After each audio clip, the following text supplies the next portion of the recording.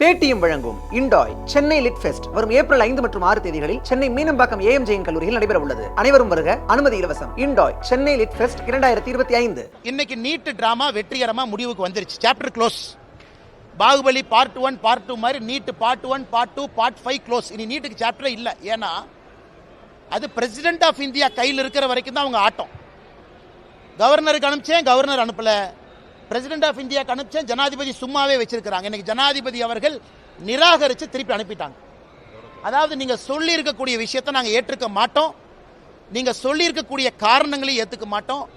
NEET இந்திய மக்களுக்கு, தமிழக குழந்தைகளுக்கு நல்லதுன்னு பிரசிடென்ட் அவங்க திமுக அசம்பிளியில் போட்ட ரெசல்யூஷனை நிராகரித்து திரும்ப பதில் கடிதம் அதிகாரப்பூர்வமாக முதலமைச்சருக்கு போட்டாங்க. முதலமைச்சரனுடைய நீட் நாடகம் அதிகாரப்பூர்வமாக முடிவுக்கு வந்துருச்சு. அவர் புதிய நாடகத்தை தொடங்க வேண்டும் என்று அன்போடு கேட்டுக்கிறேன். அந்த புதிய நாடகத்திற்கு அனைத்து கட்சி கூட்டம் ஒரு டிராமா பண்ணுவார், அதுக்கு எல்லாத்தையும் கூப்பிடுவார். வழக்கமாக அடுத்து நான் முதலமைச்சரை சேலஞ்ச் பண்ணுறேன், சுப்ரீம் கோர்ட்டுக்கு போங்க. இதுக்கு தான் நான் காத்துக்கிட்டு இருந்தேன். ஜனாதிபதி அவங்க ரிஜெக்ட் பண்ணணும், வேற எந்த வாய்ப்பும் இருக்கக்கூடாது. உங்களுக்கு இருக்கக்கூடிய ஒரே ஒரு வாய்ப்பு சுப்ரீம் கோர்ட். ஆனால் சுப்ரீம் கோர்ட்டுக்கு மட்டும் போக மாட்டாங்க. ஏன்னா நீட்டு வந்ததே சுப்ரீம் கோர்ட் மூலமாகத்தான். நீட்டு வந்ததே சுப்ரீம் கோர்ட் மூலமாகத்தான். இன்னைக்கு இந்த பார்ட்டிகள்லாம் 9ஆம் தேதி 8ஆம் தேதி எப்போ மீட்டிங் கூப்பிடுறாங்களோ, சுப்ரீம் கோர்ட்டுக்கு போகாமல் சைனாக்கு போகலாமா, ஜப்பானுக்கு போகலாமா, ரஷ்யாவுக்கு போகலாமான்னு அந்த மீட்டிங் நடக்கும். தைரியம் இருந்தால் சுப்ரீம் கோர்ட்டுக்கு போங்க. சுப்ரீம் கோர்ட்லேயும் ரிஜெக்ட் ஆகி வரட்டும். குழந்தைகளுக்கு ஒரே மனநிலையோடு, சமமான மனநிலையோடு படிக்க ஆரம்பிக்கலாம். நீட்டுக்கு வர்றதுக்கு கொஞ்ச நாளைக்கு முன்னாடி எல்லாம் இதே டிராமா.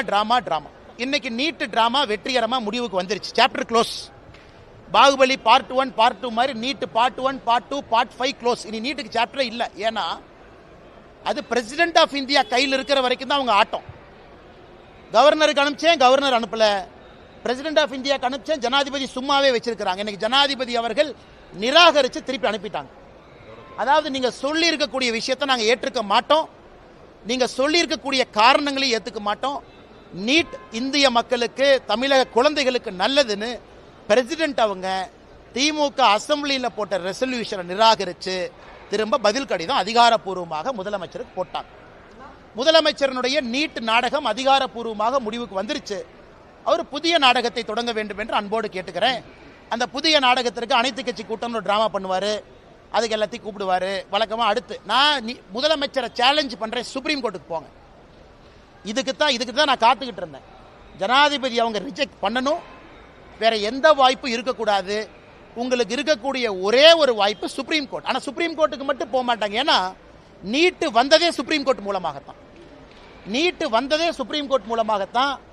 இன்னைக்கு இந்த பார்ட்டிகள்லாம் 9ஆம் தேதி 8ஆம் தேதி எப்போ மீட்டிங் கூப்பிடுறாங்களோ, சுப்ரீம் கோர்ட்டுக்கு போகாமல் சைனாக்கு போகலாமா, ஜப்பானுக்கு போகலாமா, ரஷ்யாவுக்கு போகலாமான்னு அந்த மீட்டிங் நடக்கும். தைரியம் இருந்தால் சுப்ரீம் கோர்ட்டுக்கு போங்க. சுப்ரீம் கோர்ட்லேயும் ரிஜெக்ட் ஆகி வரட்டும். குழந்தைகளுக்கு ஒரே மனநிலையோடு, சமமான மனநிலையோடு படிக்க ஆரம்பிக்கலாம். நீட்டுக்கு வர்றதுக்கு கொஞ்ச நாளைக்கு முன்னாடி எல்லாம் இதே டிராமா.